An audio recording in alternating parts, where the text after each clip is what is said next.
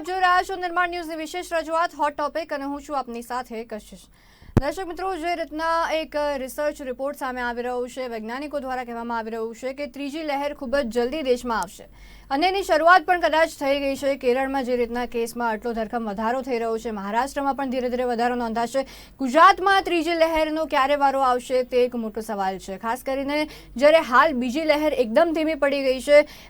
મોતના કેસ નથી આવી રહ્યા કોરોનાના કારણે, એવા કિસ્સાઓ સામે નથી આવી રહ્યા કે કોઈના મોત થયા હોય, એક કે બે માત્ર અમુક જ વાર થયા છે ગુજરાતમાં મોત। હવે તો જે રીતના કોરોનાની બીજી લહેર એટલી હળવી પડી રહી છે, પરંતુ ત્રીજી લહેર આવવાની આશંકા એટલી જ સેવાઈ રહી છે। બીજી લહેર જ્યારે શરૂ હતી ત્યારે પણ નિષ્ણાંતો દ્વારા કહેવામાં આવતું હતું કે ત્રીજી લહેર બિલકુલથી આવશે અને હવે એના એંધાણ વર્તાઈ રહ્યા છે, કારણ કે અન્ય જે દેશો છે, યુકે છે, યુએસ છે, ત્યાં ત્રીજી લહેર આવી ચૂકી છે અને ભારતમાં પણ ખૂબ જ જલ્દી આવશે તેવું નિષ્ણાંતો દ્વારા કહેવામાં આવ્યું છે। સાથે આના પછીનો જે આગામી સપ્તાહ રહેશે ત્યારથી કેસ વધવાની પણ શક્યતાઓ દેશમાં રહેશે તેવું નિષ્ણાંતોનું કહેવું છે। તો ખૂબ જ ચિંતાનો વિષય છે, કારણ કે જે રીતના હાલ આવી રીતના જો સ્થિતિ રહેશે, લોકો દ્વારા પણ બીજી બાજુ બેદરકારી દાખવવામાં આવી રહી છે। લોકો પણ એ જ રીતના કહી રહ્યા છે કે તેમના દ્વારા માસ્ક નથી પહેરવામાં આવી રહ્યું, સોશિયલ ડિસ્ટન્સ નથી રાખવામાં આવી રહ્યું।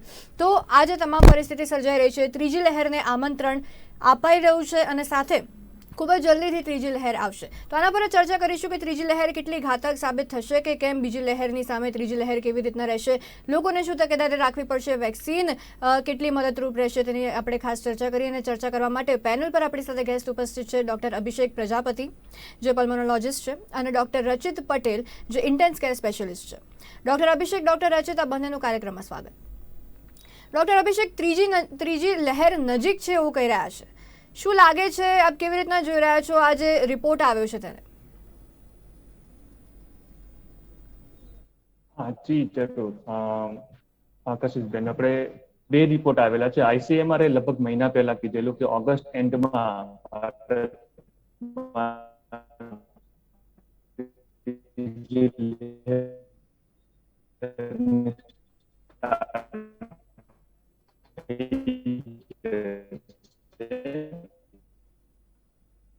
અને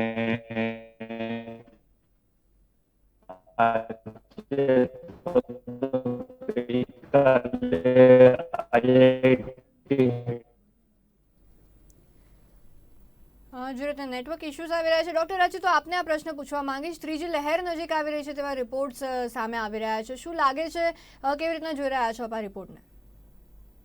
અને ઓક્ટોબરમાં એની પીક આવશે। ઇન્ડિયામાં રોજના 4 થી કહી શકાય કે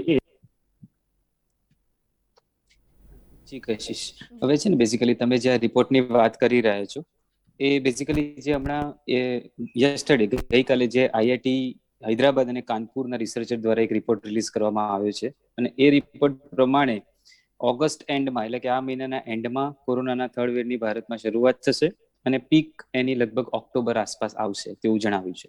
હવે જો આવા રિસર્ચ રિપોર્ટ્સની આપણે વાત કરીએ તો લગભગ એક મહિના પહેલા બીજો એક રિપોર્ટ પણ આવ્યો હતો, જે SBI નો રિપોર્ટ હતો, રાઈટ?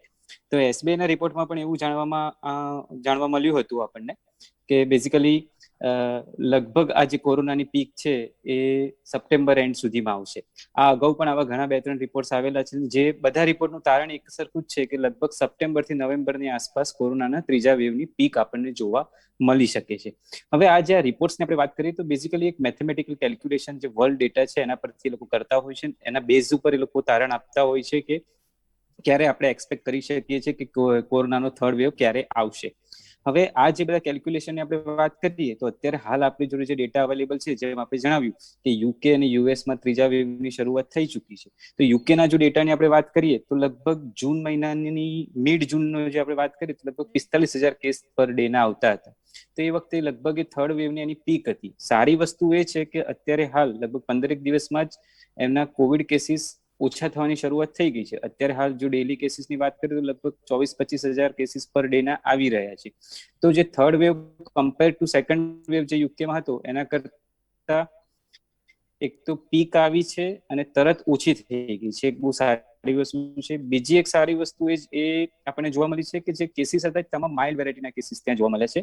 જે ICU એડમિશન હતા, જે ક્રિટિકલ કેર એડમિશન હતા, તેની સંખ્યા પ્રમાણમાં સેકન્ડ વેવના પ્રમાણમાં ઘણી ઓછી હતી અને તેનું મુખ્ય રીઝન એ હતું કે વેક્સિનેશન કવરેજ, એટલે કે સેમ વસ્તુ આપણે યુએસ ની વાત કરીએ તો યુએસમાં હમણાં છેલ્લા એક વીકની અંદર કેસીસની સંખ્યામાં ઘણો વધારો જોવા મળી રહ્યો છે અને લગભગ અત્યારે આપણે જોઈએ તો લગભગ દિવસના 1,30,000 થી 1,40,000 કેસ પર ડે ના ત્યાં યુએસ ની અંદર આવી રહ્યા છે. હવે જો આપણે ડેટાની વાત કરીએ તો લગભગ ભારતમાં યુએસ અને યુકે એની પછી લગભગ 3 થી 4 મહિનાના ગેપની અંદર પછી આપણા ત્યાં વેવની શરૂઆત થતી હોય છે. જે ફર્સ્ટ વેવ અને સેકન્ડ વેવની સાથે આપણે કમ્પેર કરીએ તો આ બધા ડેટાને જોતા એવું લાગી રહ્યું છે કે કદાચ ઓક્ટોબર નવેમ્બરની આસપાસ થર્ડ વેવની પીક ભારતમાં જોવા મળી શકે છે.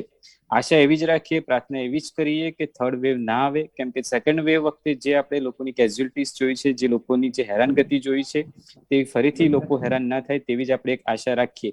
પરંતુ જો મેથેમેટિકલ કેલ્ક્યુલેશન અને ડેટાની વાત કરીએ તો ત્રીજો વેવ નહીં આવે એવી એનું કોઈ લોજિક જ નથી, રાઈટ? એટલે ત્રીજા વેવ આવવાની શક્યતા પૂરેપૂરી છે. હા, પરંતુ જે વર્લ્ડ ડેટા છે તે મુજબ માઇલ્ડ વેરાયટીના કેસીસ આવશે અને મોટાભાગના લોકોને હોસ્પિટલમાં એડમિટ થવાની જરૂર નહીં પડે તેવી આપણે આશા રાખી શકીએ છીએ. ડૉક્ટર અભિષેક, જે રીતના હવે રિપોર્ટમાં એવું પણ કહેવામાં આવ્યું છે કે બીજી લહેર જેટલી ઘાતક હતી એટલી ત્રીજી લહેર ઘાતક નહીં નીવડે. મુખ્ય કારણ એનું વેક્સિનેશન છે, કારણ કે ઘણા બધા લોકોનું વેક્સિનેશન અત્યારથી જ થઈ ગયું છે, એમનામાં એન્ટીબોડી બની ગઈ છે. એવું આઈસીએમઆરના રિપોર્ટમાં પણ આવ્યું હતું કે 75% લોકો ગુજરાતમાં એવા છે જેમના અંદર એન્ટીબોડીઝ બની ગયા છે. સાથે આ જે કહેવામાં આવી રહ્યું છે કે દરરોજના 1 લાખ જેટલા કેસ દેશમાં જોવા મળશે, જે પહેલાં બીજી લહેર દરમિયાન 4 લાખ હતા. તો આ મુખ્ય કારણ એક એવું છે કે ત્રીજી લહેર કદાચ એટલી ઘાતક નહીં નીવડે. આપ કેવી રીતના જોઈ રહ્યા છો આને?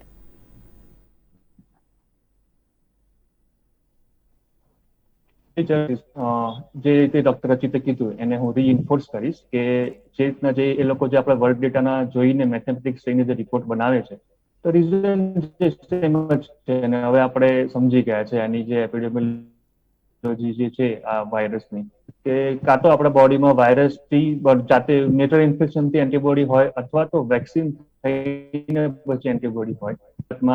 છેલ્લે આવે છે 60% નો સિરો સર્વે આવે છે એન્ટીબોડી. અમદાવાદની અંદર એ 82% સુધી કીધેલું છે. તો એ બધા જો સિરો સર્વેના જો રિપોર્ટના આપણે જે કન્ક્લુઝન જો કહીએ તો કદાચ અમદાવાદમાં જે થર્ડ વેવ કદાચ આવશે આખા ગુજરાતમાં, એની કમ્પેરમાં અમદાવાદમાં સૌથી ઓછો હોવો જોઈએ.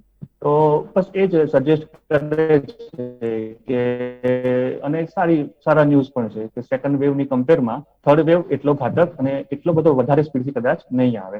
ઓનલી કન્સર્ન એ છે કે જે WHO મે મહિનામાં જે વેરાયન્ટ ઓફ કન્સર્ન WHO ડિક્લેર કરે છે અમુક અંતરે, તો અત્યારે આખા વર્લ્ડમાં જે વેરાયન્ટ ઓફ કન્સર્ન છે ડેલ્ટા અને ડેલ્ટા પ્લસ, જે સૌથી પ્રથમ ડિસેમ્બર 2020માં ઇન્ડિયામાં દેખાયો હતો અને પછી વર્લ્ડ વાઇડ પછી યુકે અને પછી અત્યારે હવે યુએસમાં જોવા મળ્યો છે. તો એવી કોઈ વેરાયન્ટ નથી આવતો ઇન્ડિયામાં, અને જો એનો આ જ સ્ટ્રેન રહે છે અત્યારે જેટલા જે છે વર્લ્ડમાં, એ જ સ્ટ્રેન થી જો થર્ડ વેવ આવે છે તો ડેફિનેટલી સેકન્ડ વેવ જેટલું નુકસાન નહીં થાય અને સેકન્ડ વેવ જેટલા આઈસીયુ એડમિશન મળે. જી ડૉક્ટર રચિત, જે રીતના રિપોર્ટમાં એવું પણ કહેવામાં આવ્યું છે કે કેરળ અને મહારાષ્ટ્રને અંદર મુશ્કેલીઓ સર્જાઈ શકે છે ત્રીજી લહેરના દરમિયાન, એમ કારણ કે જે રીતના હાલ તો કેરળમાં સૌથી વધુ કેસ જે તમામ રાજ્યો છે તેમાંથી નોંધાઈ રહ્યા છે, સાથે મહારાષ્ટ્રમાં પણ સૌથી વધુ પોપ્યુલેશન છે. તો કેરળ અને મહારાષ્ટ્રને સૌથી વધુ ખતરો છે તેવું કહેવામાં આવી રહ્યું છે. તો ગુજરાતની પરિસ્થિતિ કેવી રહેશે અને કેવી રીતના પરિસ્થિતિ ગુજરાતમાં નિર્માણ પામશે, શું લાગે છે, જણાવશો? ચોક્કસથી. અને આપના પ્રશ્નનો ઉત્તર આપતા પહેલા આપણે એક વસ્તુ નોટિસ કરીએ કે વેક્સિનેશન કવરેજ કયા રાજ્યમાં કેટલું છે. જો ભારતની ઓવરઓલ વાત કરીએ તો અત્યારે હાલ જે લગભગ એક વીક પહેલા જે ડેટા રિલીઝ થયો હતો તે પ્રમાણે ટોટલ પોપ્યુલેશનના લગભગ 20% કેસ છે એક વેક્સિનનો ડોઝ લીધો છે અને ટોટલ પોપ્યુલેશનના લગભગ 7.5% લોકોને ફૂલ વેક્સિનેટ એટલે કે બંને ડોઝ વેક્સિનના અપાઈ ગયેલા છે.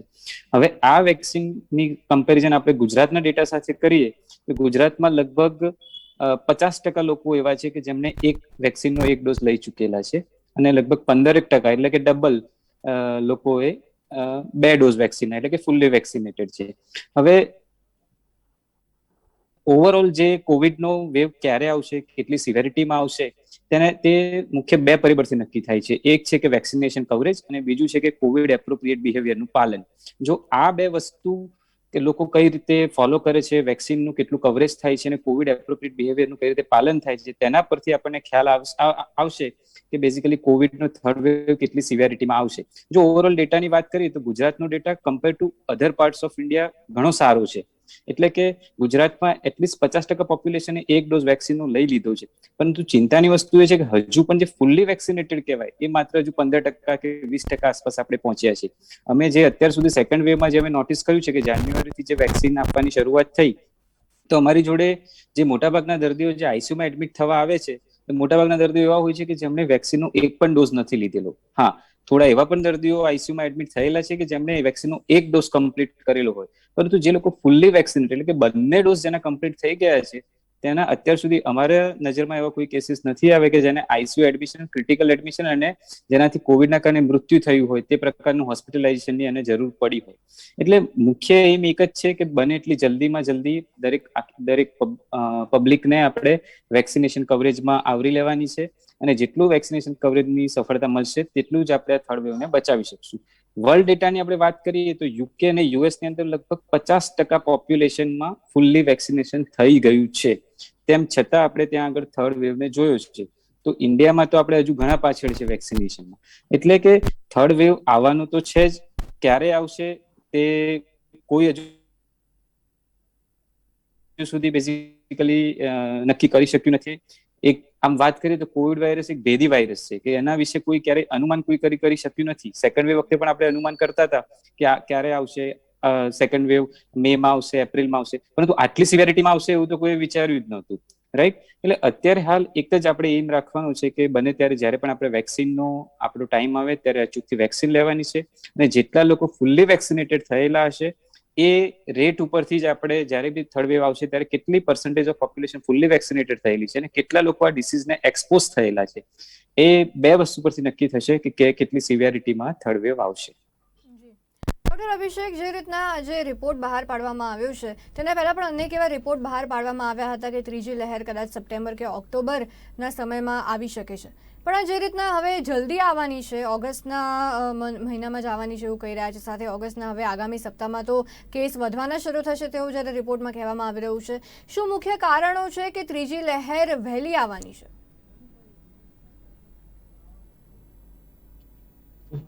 રીઝન એ છે કશિશબેન કે જે કોવિડ એપ્રોપ્રિએટ બિહેવિયર એ કદાચ આપણે ગવર્મેન્ટ અને મીડિયા દ્વારા લોકોને વારંવાર કહી રહ્યા છે, છતાં પણ જે આપણે એનું રિજિડલી પબ્લિક દ્વારા પાલન કદાચ કરવામાં આવતું નથી, એના કારણે જ કદાચ એ આવશે. અને બીજું જોવા જઈએ તો ડે ટુ ડે એનું વેરિએશન આવી શકે છે. એવું નથી કે પહેલા એવું અનુમાન કરેલું હતું, હવે કદાચ જે અનુમાન કદાચ પાક્કું થાય છે કે હવે કદાચ આવી જશે. કારણ કે જે રીતે ડોક્ટર રચિતે કીધું, યુએસ અને યુકેમાં જે રીતે કેસીસ જયારે વધે છે એના લગભગ 3 થી 3.5 મહિના પછી આપણે ઇન્ડિયામાં આવે છે. તો એ રીતે ઓબ્ઝર્વ કરીને એ ડેટાને પછી એ લોકોએ પાછું રીએનાલાઇઝ કરીને પછી આ સેકન્ડ રિપોર્ટ બનાવીને આપણને આવી અનુમાન આપેલું છે.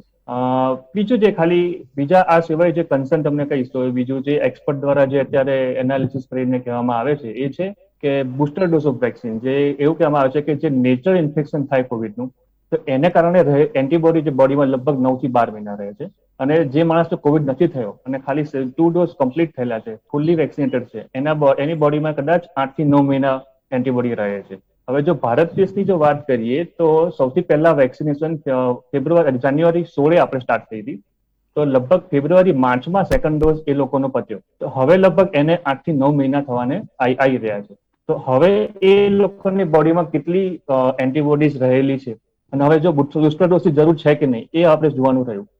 સારી વાત એ છે કે યુએસ અને યુકેમાં જે રીતે ડોક્ટર રચિતે કીધું કે ઇન્ફેક્શન આયા છે, વધ્યા છે, પણ આઈસીયુ એડમિશન અને ઓક્સિજન ડિપાર્ટમેન્ટ વાળા એડમિશન હજી ત્યાં આગળ જણાયા નથી. અને યુકેમાં જે રીતે 15 દિવસ પહેલા એકદમ કેસીસ વધી ગયા હતા, જે હવે ડે બાય ડે ગ્રેજ્યુઅલી ઘટી રહ્યા છે, અને ત્યાં પણ આઈસીયુ એડમિશનની કે ઓક્સિજન ડિપાર્ટમેન્ટ એડમિશનની ક્યાંય સંખ્યા દેખાઈ નથી. ડોક્ટર રચિત, અમૃતસર ગવર્મેન્ટ મેડિકલ કોલેજ દ્વારા એક રિપોર્ટ બહાર પાડવામાં આવ્યો છે કે આંસુઓથી પણ કોવિડ ફેલાય છે, એટલે કે જે દર્દીઓને કોરોના થયો હોય તેઓ રોવે ને તેમના જો આંસુઓ પડે તો એનાથી પણ કોરોના ફેલાય છે. કેવી રીતના જોઈ રહ્યા છો આપાને? એટલે કોરોનાનો સ્પ્રેડ કઈ રીતે થાય છે તેની ડે બાય ડે નવી નવી સ્ટડીઝ આવી રહી છે, રાઈટ?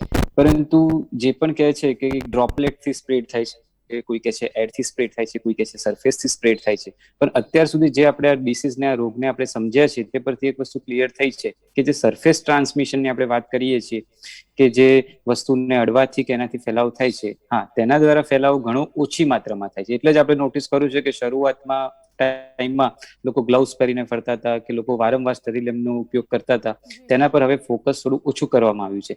હા, પણ હવા દ્વારા એનો ફેલાવો થાય છે, તેના માટે જ અત્યારે આપણે માસ્ક ઉપર વધારે ફોકસ કરવામાં આવી રહ્યું છે, રાઈટ? એટલે એક વસ્તુ ક્લિયર છે કે જો કોરોનાના દર્દીના તમે 6 ફૂટના ડિસ્ટન્સની નજીક આવશો અને તે પણ તમે ત્યાં 10 થી 15 મિનિટથી વધારે સમયનો ત્યાં આગળ પસાર કરશો તો તમને આ કોરોનાનું ઇન્ફેક્શન થવાનું રિસ્ક સૌથી વધારે છે. એટલા માટે જ માસ્ક ઉપર અને હેન્ડ સેનિટાઇઝેશન પર ફોકસ આપવામાં આવી રહ્યું છે. ડૉક્ટર અભિષેક, જે રીતના આપણે કારણો તો ડિસ્કસ કર્યા, પરંતુ હવે તે કારણોની સામે લડવાની કેવી રીતના શું કરવાની આવશ્યકતા છે? કારણ કે જો ત્રીજી લહેર એક બાજુથી જલ્દી આવી રહી છે અને લોકોનું આવી જ રીતનું વર્તન રહેશે તો બિલકુલથી ત્રીજી લહેર કદાચ બીજી લહેર કરતાં ઓછી પણ ઘાતક સાબિત થઈ શકે છે. તો હવે શું કરવાની જરૂર હાલ છે કે આપણે ત્રીજી લહેરને ઓછામાં ઓછી ઘાતક બનાવી શકીએ? ડેફિનેટલી કશિશબેન, જો હવે એમાં પબ્લિકના પોઈન્ટ ઓફ વ્યૂ જોઈએ તો પબ્લિકે તો જે આપણને ગવર્મેન્ટ અને મીડિયા જે આપણે અને એક્સપર્ટ જે લોકોને માહિતગાર કરી રહ્યા છે પ્રમાણે SMS, sanitization, masking, sterilization, social distancing અને વેક્સિનેશન, તો પબ્લિકે ખાલી આટલું જ કરવાનું છે અને રેગ્યુલરલી ફોલો કરવાનું છે. જો government point of view, public health point of view શું કરવું જોઈએ હવે આને પ્રિવેન્ટ કરવા માટે, તો જે વેરાયન્ટ ઓફ કન્સર્ન જે છે એ ખાલી ડેલ્ટા અને ડેલ્ટા પ્લસ વેરાયન્ટ છે, જે અત્યારે આખા દુનિયામાં સૌથી વધારે ઘાતક એના પરિણામ બતાવી રહ્યો છે. તો હવે જે કરવાની ડેફિનેટલી જરૂર જે છે એ જે છે કે જીનોમિક મેપિંગ કરવાનું છે કે કયા કયા એરિયામાં ડેલ્ટા પ્લસ વેરાયન્ટથી વધારે ઇન્ફેક્શન થયા છે. ખાલી ઇન્ફેક્શન નહીં, હવે થોડું એક સ્ટેપ આપણે આગળ જવાનું છે કે કયા વેરાયન્ટથી આ સોસાયટીમાં કે આ રિજનમાં સૌથી વધારે ઇન્ફેક્શન છે. તો એટલા રિજનને ખાલી આપણે માઇક્રો કન્ટેનમેન્ટ ઝોન કરવાના છે. ત્યાં આગળ રિજિડ આપણે લોકડાઉન આપણે ત્યાં આગળ આપણે ઇમ્પ્લિમેન્ટ કરવાનું છે. કારણ કે આપણે સામે સામે હવે ઇકોનોમી પણ આપણે જોવાની છે. હવે કદાચ માઇલ્ડ ઇન્ફેક્શન અથવા તો જે લેસ કન્સર્ન વાળા વેરાયન્ટ છે એનાથી ઇન્ફેક્શન થાય છે, એનાથી આપણને બહુ એટલું ટેન્શન નથી. જે વેરાયન્ટ ઓફ કન્સર્ન જે છે એ ડેલ્ટા પ્લસ અને કદાચ બીજો કાપા અથવા તો બીજો કંઈ આવે છે, તો એના માટે ગવર્મેન્ટ પબ્લિક હેલ્થે એ ઇમ્પોર્ટન્ટલી એ આઈડેન્ટિફાઈ કરવાના છે કે કયા પેશન્ટને હવે જે આવશે થર્ડ વેવમાં કયા સ્ટ્રેનથી ઇન્ફેક્શન થયું છે, એનું પોઝિટિવ છે ફર્સ્ટ એ જાણવાનું છે, પ્લસ એને કયા સ્ટ્રેનથી ઇન્ફેક્શન થયું છે. અને જો એ વેરાયન્ટ ઓફ કન્સર્ન ડેલ્ટા પ્લસ અથવા તો બીજો કાપા જેની ઇન્ફેક્ટિવિટી વધારે છે, જેની મોર્બિડિટી વધારે છે, જેની મોર્ટાલિટી વધારે છે, એવા સ્ટ્રેનથી જે એરિયામાં વધારે ઇન્ફેક્શન હોય એટલા એરિયાને જ રિજિડલી આપણે લોકડાઉન કરીએ અને જેથી કરીને એ સ્ટ્રેન બીજા કોઈ એરિયામાં સ્પ્રેડ ના. તો public health point of view આ હતું અને પબ્લિકના પોઈન્ટ ઓફ વ્યૂ જોઈએ તો SMS અને વેક્સિનેશન. ડૉક્ટર રચિત, હવે જે રીતના રિપોર્ટમાં કહેવામાં આવી રહ્યું છે કે ઓક્ટોબરમાં આ થર્ડ વેવ પીક પર હશે, ઓક્ટોબરમાં નવરાત્રિ આવશે, નવેમ્બરમાં દિવાળી આવશે. આપણે ભારતીય તહેવારો એટલા બધા છે અને લોકો તહેવારો મનાવવા માટે એટલા જ ઉત્સુક છે કારણ કે ગયા વર્ષે પણ નથી મનાવ્યા. હવે ગણેશોત્સવની પરવાનગી સરકારે આપી દીધી છે, જન્માષ્ટમી આવશે, ત્યારબાદ નવરાત્રિ, દિવાળી. શું લાગે છે જો છૂટછાટમાં આવી રીતના જ વધારો થશે તો ઓક્ટોબરમાં કેવી પરિસ્થિતિ રહેશે? ચોક્કસથી કશીશ. તહેવારો આવી રહ્યા છે ત્યારે ભીડ એકત્રિત થશે, લોકો એકબીજાના ઘરે જશે, તો ચોક્કસથી આ રોગનું પ્રમાણ વધવાનું છે.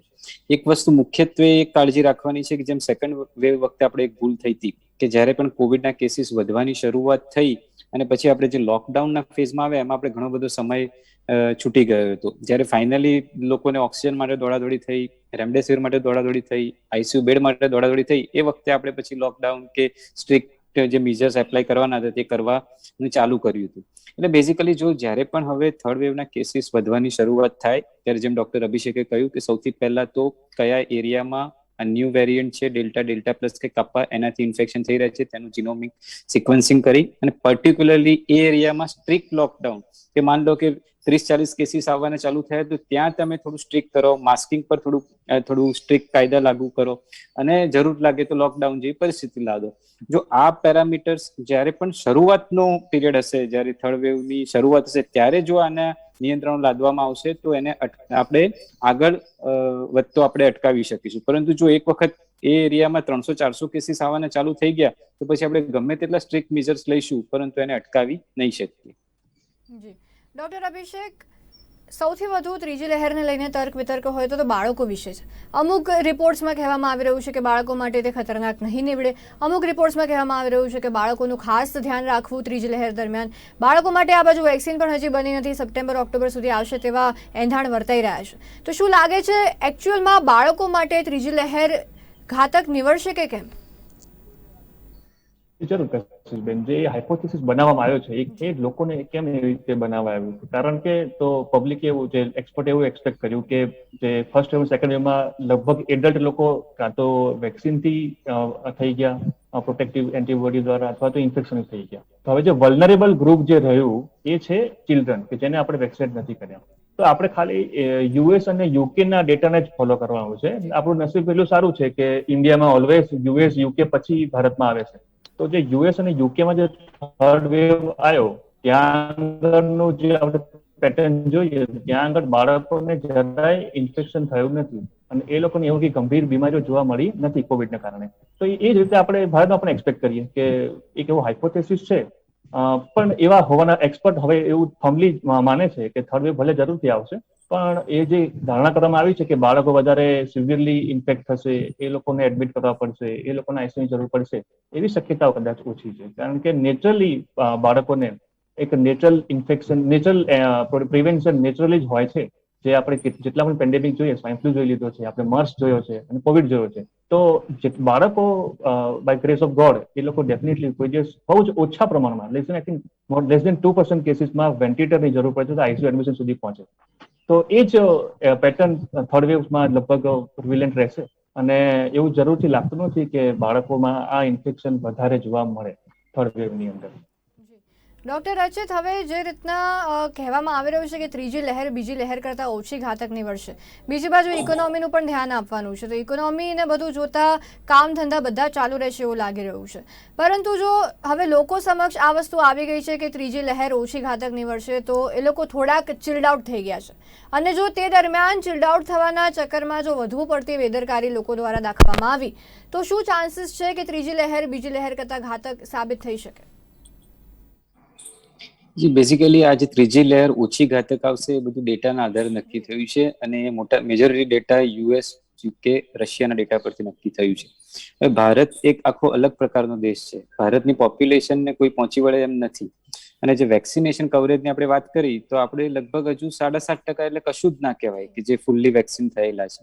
એટલે એવું નથી કે આપણા ત્યાં માઇલ્ડ જ કેસીસ આવવાની શક્યતા વધારે છે. હા, હજુ ઘણા બધા રીઝન એવા છે કે જ્યાં વેક્સિનેશનનું કવરેજ પૂરતું નથી થયેલું. તો તે રીઝન્સમાં ચોક્કસથી જે સિવિયર કોવિડના કેસીસ છે તે આવવાની શક્યતા પૂરેપૂરી રહેલી છે. એટલે માત્ર રિપોર્ટના આધારે કે ભાઈ થર્ડ વેવ ખાલી માઇલ્ડ વેરાયટીનો આવવાનો છે, આપણે એકદમ લેઝી થઈ જઈશું અને કોવિડ એપ્રોપ્રિએટ બિહેવિયરનું પાલન નહીં કરીએ, તે બહુ મોટી ભૂલ સાબિત થઈ શકે છે ફ્યુચરની અંદર. કેમ કે સિવિયર કેસીસ ઇન્ડિયાની જે પોપ્યુલેશન જોઈએ આપણે તો કોઈ પ્રિડિક્ટ કરી શકે તેમ છે જ નહીં. કેમ કે ઘણા બધા પેશન્ટ અત્યારે પણ અમારી જોડે વીકમાં 1-2 કેસીસ આવી રહ્યા છે કે જે લોકોને કોવિડ પોઝિટિવ દર્દીના રિપોર્ટ કોવિડ પોઝિટિવ આવી રહ્યો છે. મોટા ભાગનામાં એવું છે કે વેક્સિનેશન કવરેજ પૂરતું નથી થયેલું. એટલે મેટ્રો સિટીમાં નો ડાઉટ કે વેક્સિનેશન કવરેજ છે ગુજરાતમાં, પણ હજુ જે પેરિફેરલ સિટીઝ છે, જે ગામડાઓ છે, તેમાં હજુ ઘણું બધું વેક્સિન કવરેજ થવાનું બાકી છે. એટલે તકેદારી તો ચોક્કસથી રાખવી જ પડશે, નહીંતર એક મોટી ભૂલ સાબિત થશે. તો જે રીતના ડૉક્ટર અભિષેક, આપને છેલ્લો પ્રશ્ન પૂછવા માંગીશ, ટૂંક જ સમયમાં ઉત્તર આપજો કે હર્ડ ઇમ્યુનિટી જે કહી રહ્યા છે, હવે બીજી લહેર દરમિયાન જ કહેવામાં આવ્યું હતું કે જ્યાં સુધી હર્ડ ઇમ્યુનિટી નહીં બને ત્યાં સુધી વેવ્સ આવ્યા કરશે કોરોનાની. તો શું લાગે છે હર્ડ ઇમ્યુનિટી બનતા હજી કેટલો સમય લાગશે? જે સૌથી ઇમ્પોર્ટન્ટ વસ્તુ આ જ છે કે કોઈ પણ પેન્ડેમિક ક્યારે ધીમો પડે તો એ છે હર્ડ ઇમ્યુનિટી ઉપર જ છે. તો જ્યારે હર્ડ ઇમ્યુનિટી એવું માનવામાં આવે છે કે જ્યારે 65% આખા દેશમાં પબ્લિકમાં જ્યારે સુધી થઈ જાય ત્યારે એ વેરાયન્ટ એ ધીમો પડે છે. તો ઇન્ડિયાની જેમ ડોક્ટર વાત કરી, ભારત 139 કરોડનો દેશ છે અને હજી એક્સપર્ટના કહેવા પ્રમાણે હર્ડ ઇમ્યુનિટી જે આપણે ઘણા દૂર છીએ, એટલા માટે જ થર્ડ વેવ ડેફિનેટલી આવવાનો છે. અને એ પણ નક્કી નથી કે થર્ડ વેવ પછી ભારતમાં આ વેવ્સ અટકી જશે. એવું પણ એક અનુમાન છે એક્સપર્ટનું કે કદાચ બીજે બધે કન્ટ્રીઝમાં 3 વેવ આવીને પછી પતી જાય. ભારતમાં કદાચ 4 વેવ 5 વેવ પણ આવે, કારણ કે એટલા વેવ થાય પછી ભારતની અંદર પબ્લિકની અંદર હર્ડ ઇમ્યુનિટી 65-70% સુધી પહોંચશે અને પછી એ વાયરસનું આપણું જે જોર જે છે અને કેસીસ ધીમા પડે. એટલે ડેફિનેટલી આપણે જરાય આપણે પછી એપ્રોપ્રિએટ બિહેવિયર SMS અને વેક્સિનેશનનું ચુસ્તપણે પાલન કરવાનું. જી બિલકુલ. તો દર્શક મિત્રો, કોરોના અણધાર્યું વર્તન કરવાનું છોડશે નહીં ને આપણે એક વસ્તુ છોડવાની નથી કે SMSBનું પાલન જરૂરથી કરીએ. વસ્તુ આપણે બિલકુલ નથી ભૂલવાની. ડૉક્ટર અભિષેક, ડૉક્ટર રચિત, આપ અમારી સાથે જોડાયા, આપનો કિંમતી સમય ફાળવ્યો, આપનો ખૂબ આભાર. દર્શક મિત્રો, હોટ ટોપિકમાં આજે બસ આટલું જ. આવનારા વિષયો સાથે ફરી મળીશું. ત્યાં સુધી કશિશને આપશો રજા. નમસ્કાર.